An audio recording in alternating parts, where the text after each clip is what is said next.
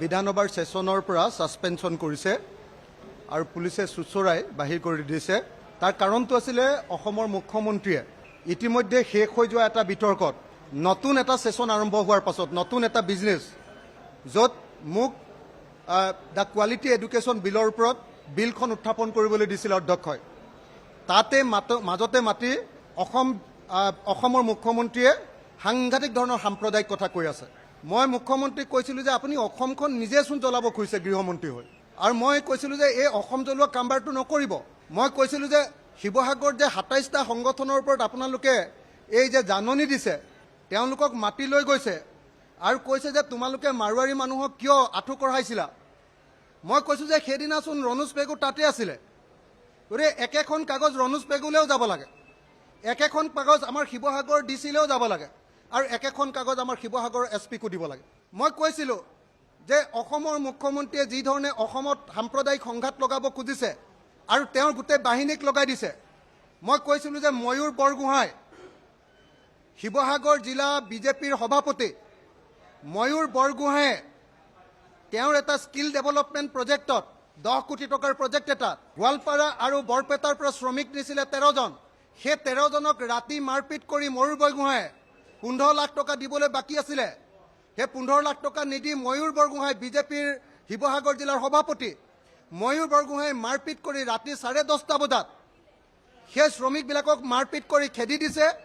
আৰু শ্ৰমিকবিলাকক মাৰপিট কৰোঁতে সদৌ অসম ছাত্ৰ সন্থা জিন্দাবাদ, আছু জিন্দাবাদ, আটাছু জিন্দাবাদ আৰু লাচি সেনা জিন্দাবাদ বুলি চিঞৰি ময়ূৰ বৰগোহাঁয়ে এটা গোটেই উজনি নামনিৰ মাজত এটা সংঘৰ্ষ লগাব খুজিছে। মই কৈছিলোঁ যে সেই মানুহজনক কিয় গ্ৰেপ্তাৰ কৰা নাই। আৰু যেতিয়া তাৰ পাছতো অসমৰ মুখ্যমন্ত্ৰীয়ে যেতিয়া সাম্প্ৰদায়িক কথা কৈ আছিলে, মই তেখেতক কৈছিলোঁ যে আপুনি অসমৰ ৰজা নহয়, আপুনি যি মন যায় তাকে কৰি থাকিব নোৱাৰে ইয়াত। মই কৈছিলোঁ যে আপুনি হিন্দু মুছলমানৰ মাজত কাজিয়া লগাই থাকিব, এই কথাটো আমি কেতিয়াও মানি নলওঁ। আপুনি অসমত গৃহমন্ত্ৰী হৈ সাম্প্ৰদায়িক সংঘাত কৰিব, সাম্প্ৰদায়িক সংঘৰ্ষ লগাব, এইটো আমি মানি নলওঁ।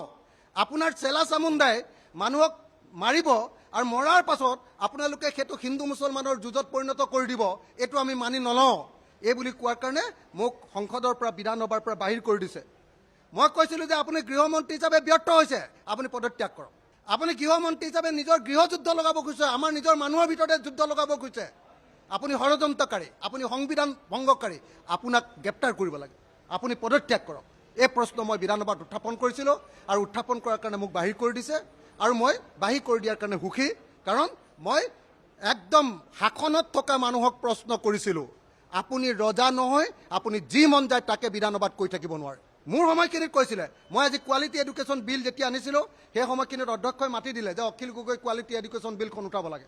মই উঠাবৰ কাৰণে উঠিছোঁ, উঠাৰ লগে লগে মোক কি কয় হিমন্ত বিশ্ব শৰ্মাই একদম পৃথিৱীৰ সাম্প্ৰদায়িক কথা কৈ আছে, আৰু চব মিছা মিছা কথা, চব অসত্য কথা, চব 2 নম্বৰী কথা, হিন্দু মুছলমানৰ মাজত কাজিয়া লগোৱাৰ কথা আৰু অসত্য তথ্যৰ ভিত্তিত কৰিছে এইটো।